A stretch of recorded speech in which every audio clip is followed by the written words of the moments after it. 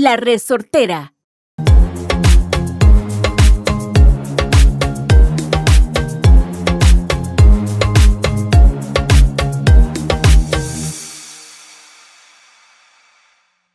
All right. Another week of Pura Vida perspectives.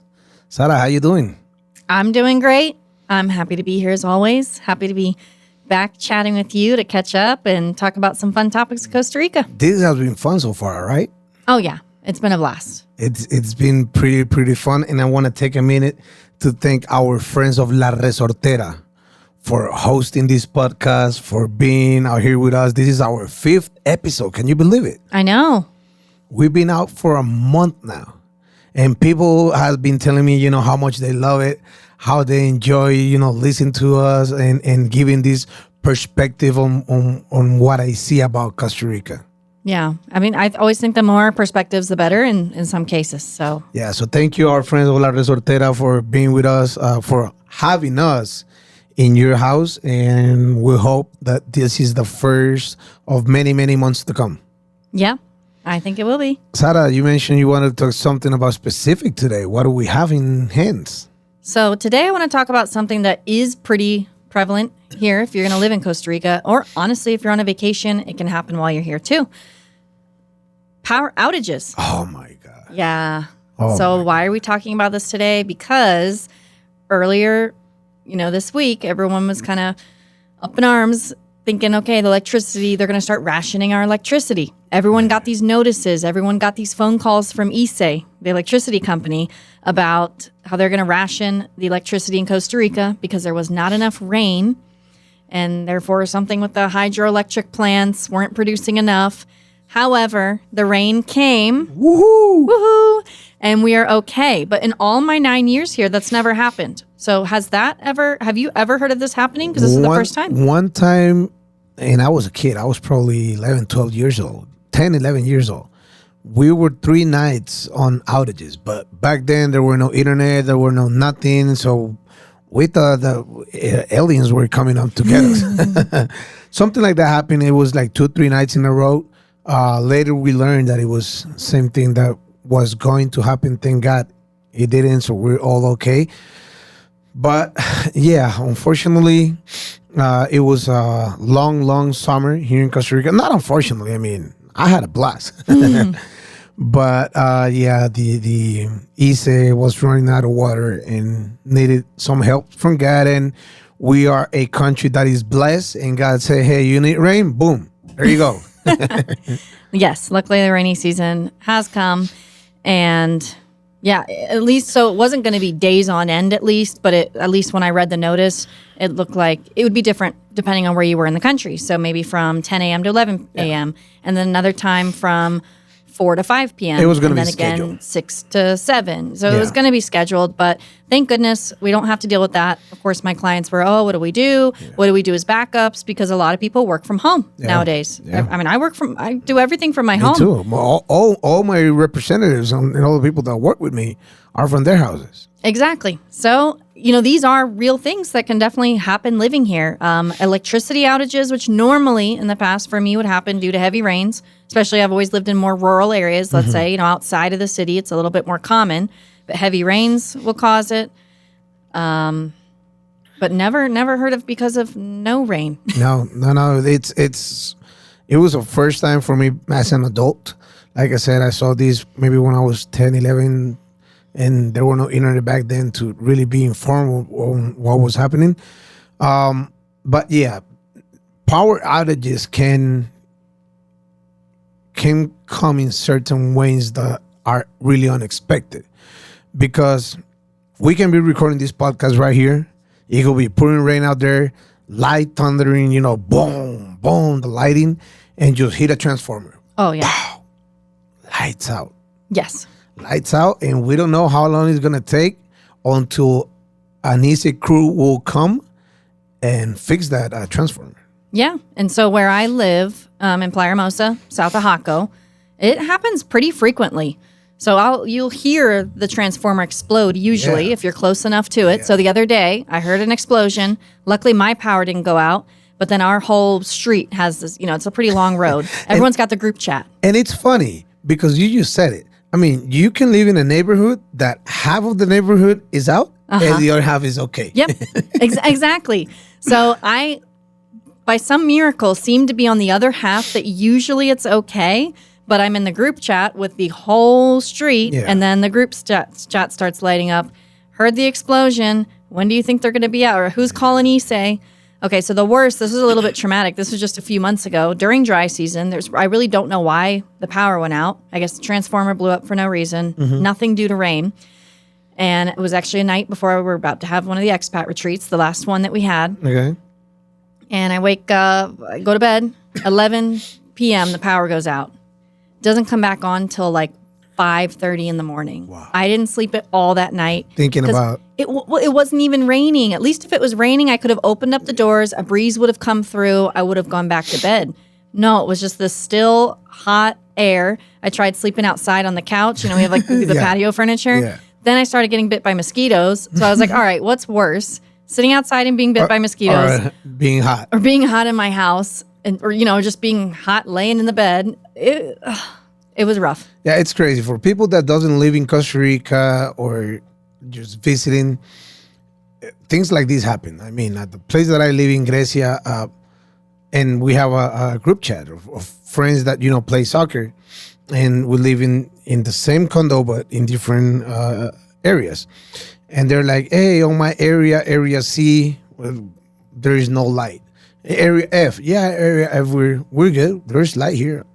So it's funny how it works. Same thing with the water. In San Jose, we had I don't know if I think it still goes on, and it's been going on for 4 months or so, that people get water between like 2 a.m. in the morning to 5 a.m., 6 a.m., and then the rest of the day, they are without water. Really? It's just due to shortages? Or I know that they were having major issues. Like there was a bunch of contamination issues that had happened. There's contamination, but not only that. I have a friend that lives in Alajuelita that she has no water throughout the day. And for them to grab water, like they got to get this, like where you cook, how do you call them? The las ollas. Uh-huh. The big puddles. The big pots. Not the pots. The big pots. Like wake up on 4 o'clock in the morning, fill them up. Oh man. And these other like estañones and just places to gather water throughout the day. It's complicated. But this is happening in the southern area of San Jose, Desamparados, Alajuelita, some areas in Escazú. So again, I mean, it's kind of complicated. And like you mentioned, water that is not to drink from the tap. Exactly. So I know that you don't drink your water from the tap, and I do have a good water story for you, but what's your view on tap water? Mine is just that my wife got picky. I can drink water from the tap, no problem. But my wife started buying bottles from PriceMart. Mm-hmm. So now we just drink from the bottles. Like, for example, this is tap water. I have no problem with it. Mm-hmm. But in my house, like our refrigerators filled with bottles. And what I do is like I get a bottle in the morning and I just refill it on the refrigerator. Yeah. Because we have it connected to that. So that's how I drink my water in my house. But like, for example, when my mom comes from the States, she only drinks from bottles. But I'm okay drinking, from the tap because I was born and raised here. But that's just because my wife right now just buys the bottles and I just follow along. I guess that happens sometimes, right? Let's see. At my house, we just drink from the tap. So, I have the refrigerator, the line that goes into the refrigerator. Probably should have changed that filter a while ago. It's probably not filtering out anything. But I do know that our water comes it's coming cold. Yeah. Yeah. I do know that our water, yes, from the refrigerator, yes. So I do know that our water comes from the mountain behind us. Okay. Because when I remember, this is my fun no water story. Okay. When a mother pipe broke. So sometimes I just remember there's a big issue with the mother pipe somewhere back there in the mountain. And we didn't have water for a week. Oh, wow. That was so rough. I don't know which one I would prefer, not having electricity for a week or not having water, because it's just flushing toilets, washing your dishes, like you don't realize how much you're using everything. And there was this water truck that would come around once a day, but you never knew when it was coming. So and you didn't know the time? You didn't know the time it was coming. It would just kind of come down the street. You'd rush out with whatever you had to fill up the water. And it honestly did not taste good at all. Like that water tasted, you could just taste like the chlorine in it. It was pretty terrible. So that was awful. Luckily, my neighbor did have a pool and they were never there. And we would siphon the water out of, this was when I lived at my old place in Hermosa before I moved into my house. And so I was basically siphoning water out of the pool into another giant bucket, like dragging it into the house just to have something. It was rough. Yeah. I mean, I didn't drink. That wasn't the drinkable water. That was like not. the other stuff water, but that was rough. It can be complicated, being out of water or out of light.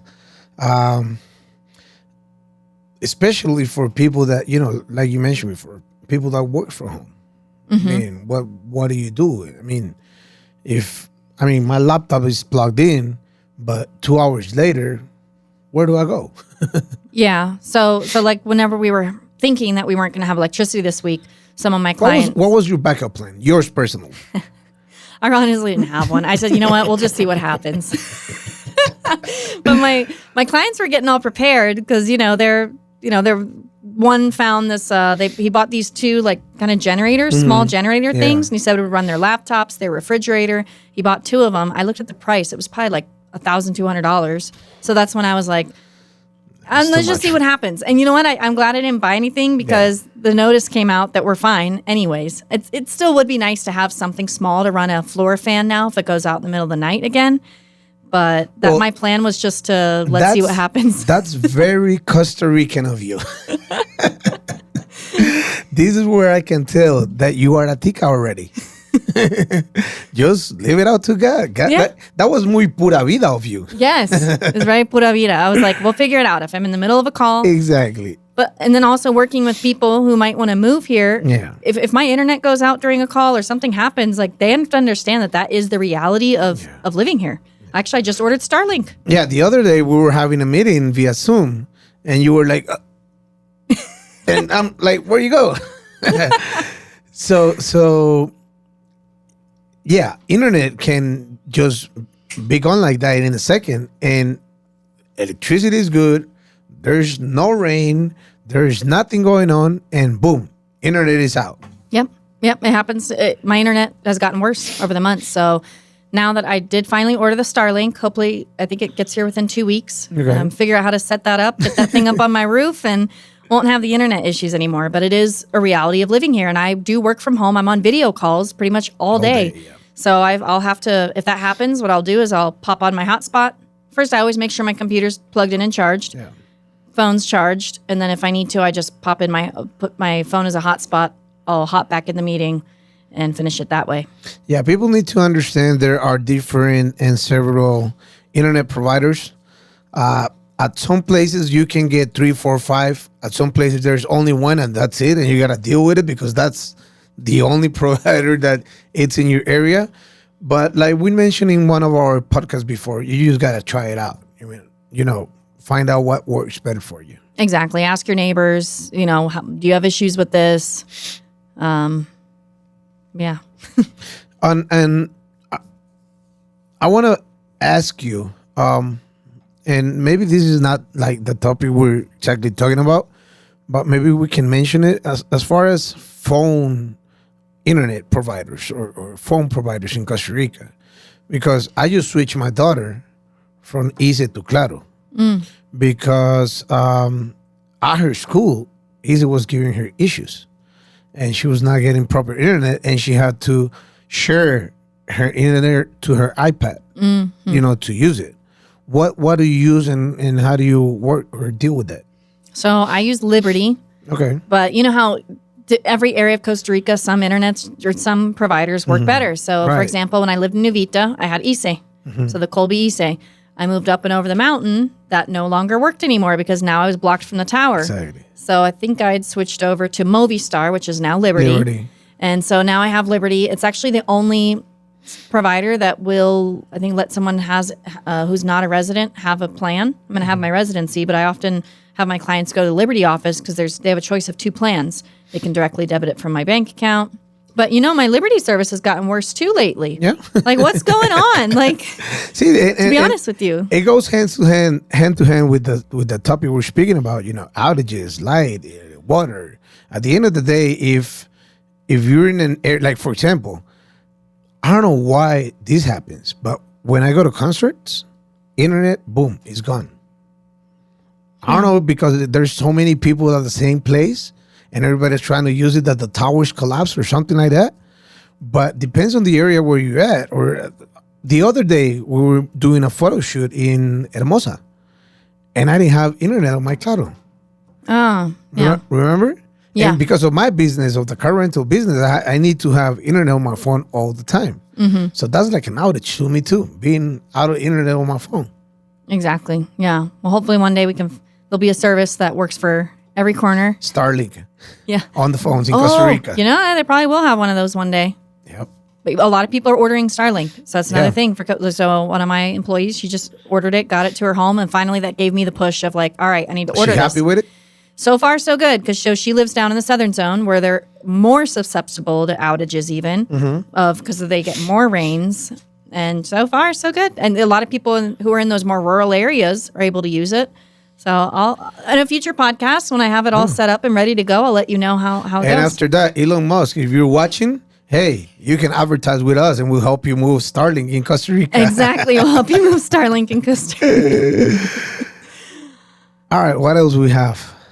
Well, let's see. We went through just our personal, what was it?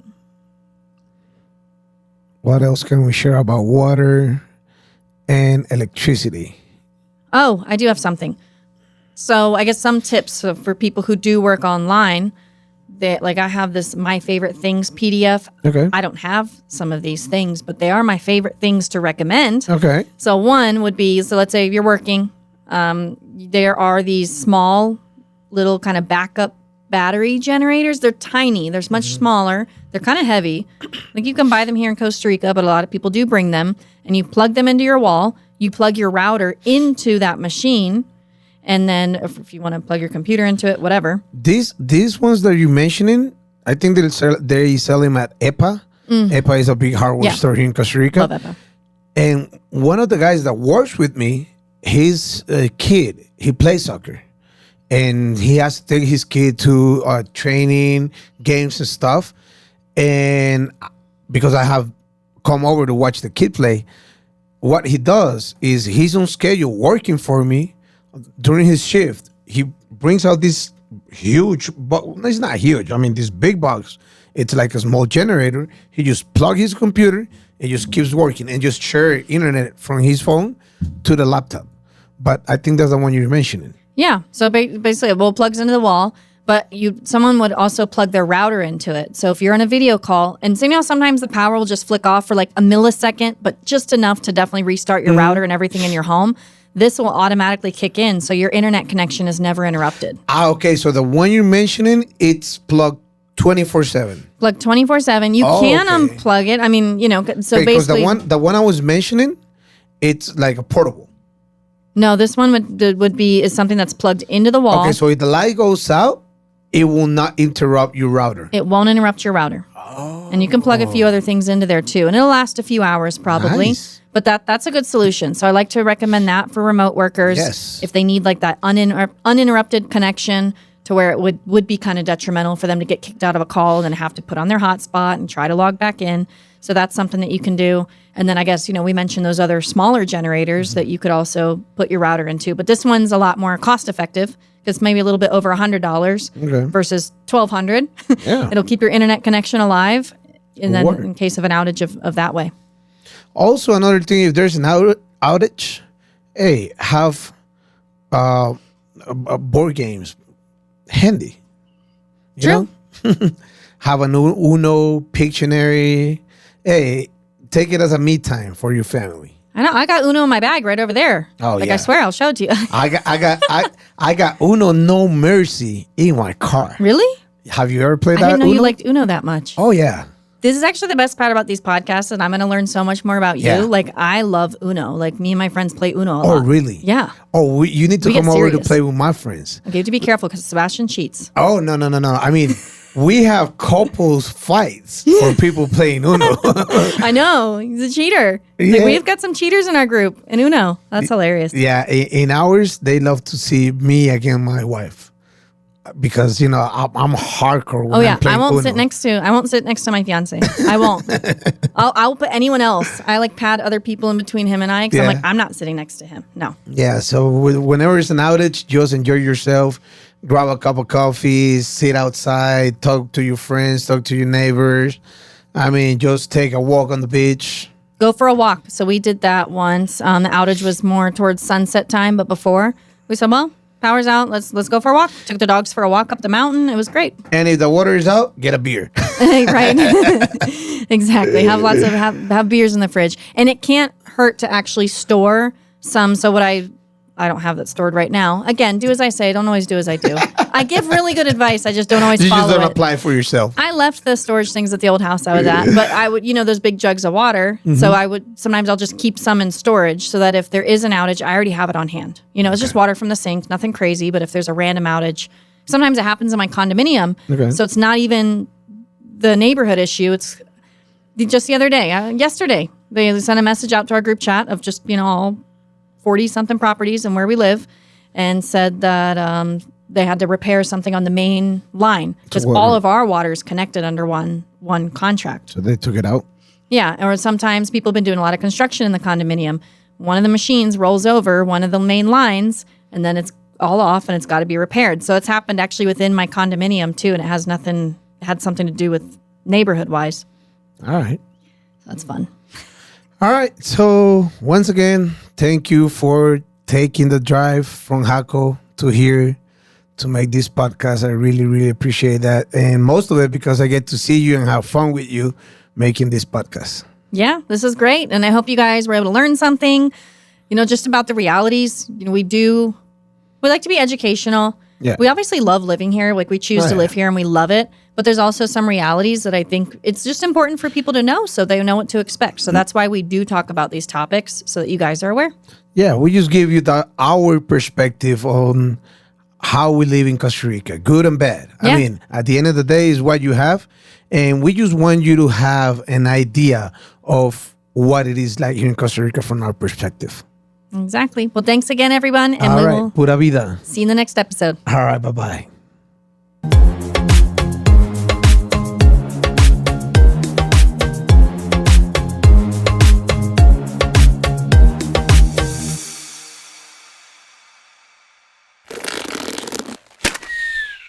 Esto fue una producción de La Resortera.